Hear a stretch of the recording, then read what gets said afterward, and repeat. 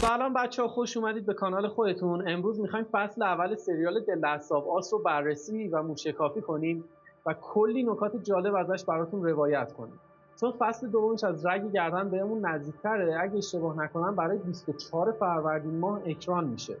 خب اول از همه باید بگیم که مخاطبای سریال به دو دسته تقسیم میشن. دسته اول کسایی که بازیشو انجام دادن و طبق آمار جزو 5 تا بازی برتر زندگیشون بوده. دسته دوم که خودم هم تو این دسته هستم، کسایی میشن که بازیشو انجام ندادن و اولین برخوردشون با داستان همین شاهکار HBO هست. پس این موضوع طبیعیه که این دو دسته نظرات خیلی متفاوتی داشته باشن. مخصوصا کسایی که بازیشو انجام دادن و دائما با داستان و تجربه‌ای که از بازی داشتن مقایسهش بکنن.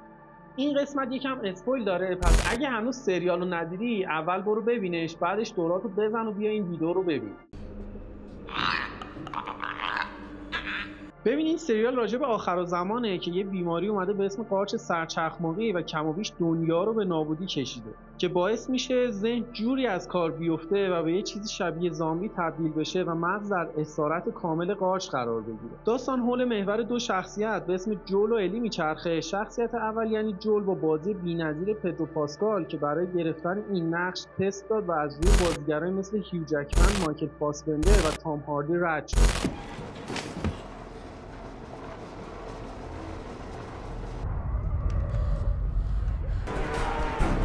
شخصیت دوم الی هستش با بازی شاهکار بلا رمزی که آینده خیلی روشنی توی سینما داره و برای من بهترین ورژنی از الی بود که میشد به تصویر کشید. ولی طرفدارا به خاطر ایفای این نقش بهش خیلی هیت دادن، چون تمام کسایی که بازیشو انجام داده بودن انتظار یه الی خیلی خفن و خوشگل داشتن و بلا رمزی فقط آپشن معصومیتشو داشت. ولی انصافا خوب بود و کاملا کارو در آورد.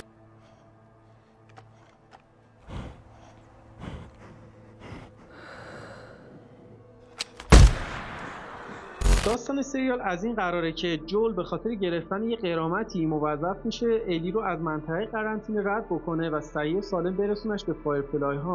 اولین چیزی که داخل این سریال نظرتو جلب میکنه شخصیت پردازی بی‌نظیرشه که باعث وجه تمایزش با مابقی سریال های توی این ژانر میشه. جلوه‌های ویژه و سی جی آی این سریال به قدری خوب و جا افتاده است که شما به هیچ عنوان تفاوت بین تصویرهای واقعی و تصویرسازی‌های کامپیوتری متوجه نمیشید. مثل همون زرافه‌ای که داخل قسمت آخر دیدید و مابقی زرافه‌ای داخل فضای باز. یه نمونه دیگه‌اش همون سکانس قسمت پنجم که کلی سرچخماقی میزنه بیرون که اکثرش سی جی آی بود، ولی اون سرچخماقی گنده یا همون بلوتر بازیگری به اسم آدام باسیل که خودش خیلی گولاخه و زیر گریم خیلی سنگین این نقش رو بازی کرده.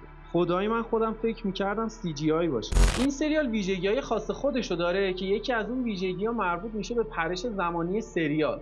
شما دائما میبینید که تو اتمام هر قسمت و شروع قسمت بعدی یا با یک فلش بک برای تصویرسازی از شخصیت‌های سریال یا اینکه برای به تصویر کشیدن اختلاف زمانی از تابستون به زمستون یا فصل‌های دیگه پرش دارید که این سبک از داستان سرایی کمک میکنه ما اتفاقات قسمت قبل رو هضم کنیم.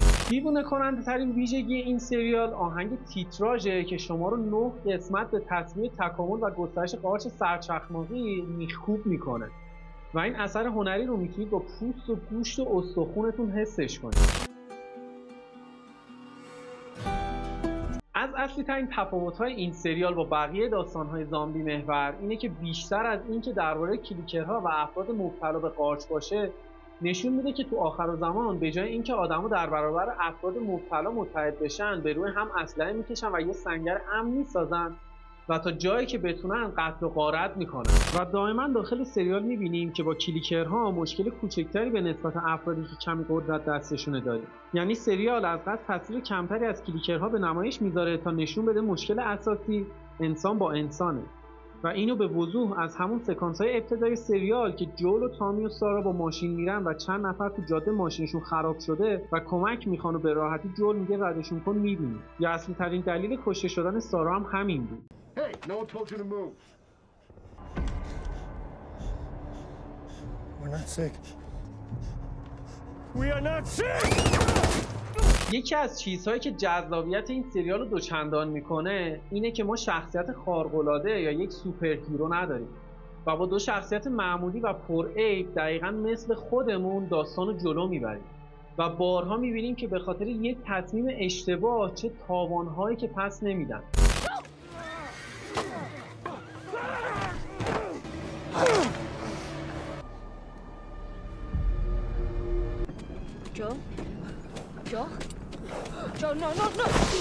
موضوع جالب دیگه که داخل سریال میبینیم اینه که الی با دیدن معمولی ترین چیزها چقدر به وجد میاد.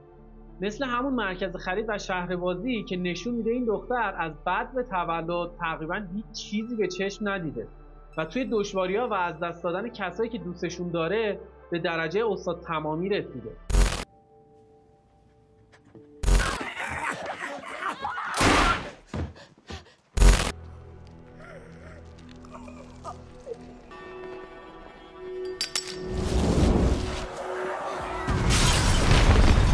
اسم قسمت 5 سریال Endure and Survive هست که حداقل ما ایرانی‌ها مفهومش رو با تک تک سلول‌های بدنمون حسش کردیم. نکته جذاب دیگه این سریال اینه که 2 قسمت آخر سریال رو علی عباسی عزیز همون سازنده عنکبوت مقدس کارگردانی کرد و از نظر بازیگرای سریال سخت‌ترین قسمتی هم که تو این فصل بازی کردن همین 2 قسمت بوده، چون استاد عباسی عزیز اعتقادی به کات زدن نداره و معتقده که سکانس باید یک پارچه باشه.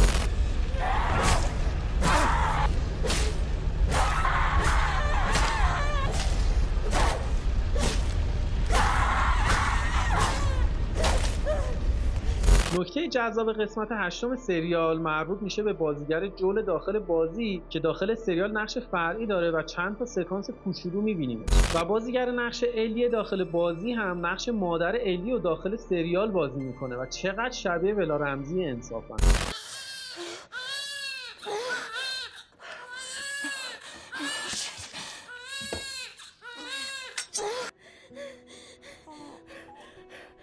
بهترین سکانس از نظر من با اختلاف دیدار مجدد جول و تامی با همدیگه بود.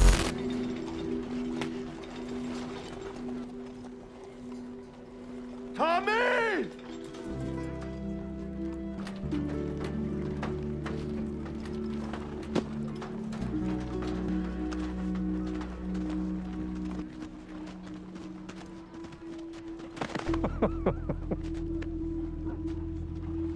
ترسناکترین سکانس هم جایی بود که الی از خواب بیدار میشه و میبینه سم همون پسر بچه ناشنوا تبدیل به کلیکر شده.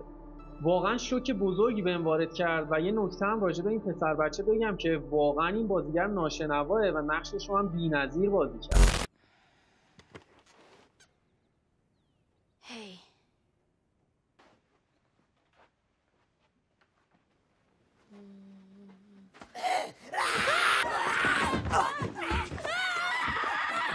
در آخر امتیازی که من به این سریال میدم 8 و 9 و جمع‌بندی کلی این که روایت این سریال به ما نشون میده که هر کسی با تمام ضعف‌ها و کمبودهاش میتونه قهرمان داستان زندگی خودش باشه. اگه این قسمت رو دوست داشتید لایک و سابسکرایب فراموشتون نشه که قرار قسمت بعدی سورپرایزتون کنیم.